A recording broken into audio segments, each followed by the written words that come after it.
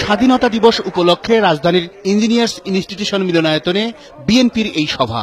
আলোচনায় নির্বাচন প্রসঙ্গে দলটির ভারপ্রাপ্ত মহাসচিব বলেন, এ সরকার গণতন্ত্রে বিশ্বাস করে না। দেশে একদলীয় শাসন পাকাপোক্ত করতেই নির্বাচনী ব্যবস্থাকে ধ্বংস করেছে ক্ষমতাসীনরা। আজকে নির্বাচন নিয়ে একটা খেলা চলছে। 2014 সালের 5ই জানুয়ারি থেকে খেলা শুরু হয়েছে। আপনারা জানেন জাতীয় সংসদ নির্বাচনের এটা একটা নাটক হয়েছে।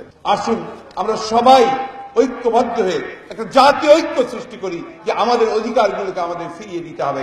আমাদেরকে সত্যিকার অর্থেই এখানে একটি গণতান্ত্রিক রাষ্ট্র প্রতিষ্ঠা করতে হবে। বন্ধুগণ, সভায় বাংলাদেশ ব্যাংকের টাকা চুরির ঘটনায় সাবেক গভর্নর আতিউর রহমানকে রিমান্ডে নেওয়ার দাবি জানান বিএনপি নেতা ডক্টর খন্দকার মোশাররফ হোসেন।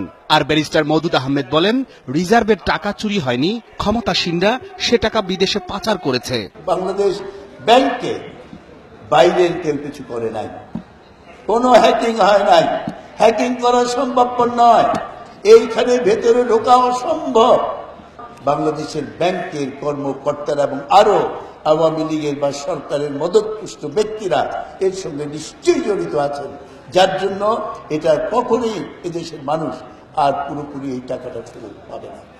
লোক দেখানো বাংলাদেশের গভর্নরের পদত্যাগ, কিছু পরিচালকের পদত্যাগ, এখনো কেন সরকার তাকে গ্রেপ্তার করে না এবং আর কারা কারা এর সাথে জড়িত তাকে জিজ্ঞাসাবাদ করে রিমান্ডে এনে কেন সেটা বের করে না, এটা আজকে আমাদের প্রশ্ন। সভায় উঠে আসে স্বাধীনতা দিবস উপলক্ষে বিএনপির 5 দিনের কর্মসূচির নানা দিক। বাংলাদেশ তো কারো কোনো বাবার।